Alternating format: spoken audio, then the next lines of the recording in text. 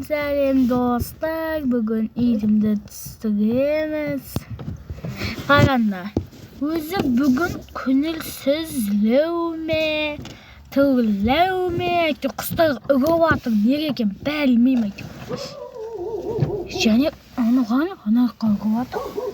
Бірақ ана жақтан ақу ешкім жоқ. Кешіріңдер едік.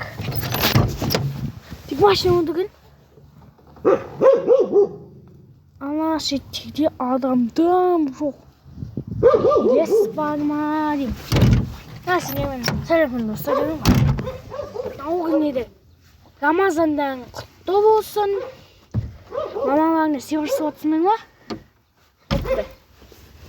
Ит жақсы ма? Жақсы болса жазып кетіңдерші. Күшті ме? Лайк басыңдаршы. Тамаша болса жазыласыңдар, лайк басыңдар. Комментарийға жазып кетіңдер. Тыржы быжы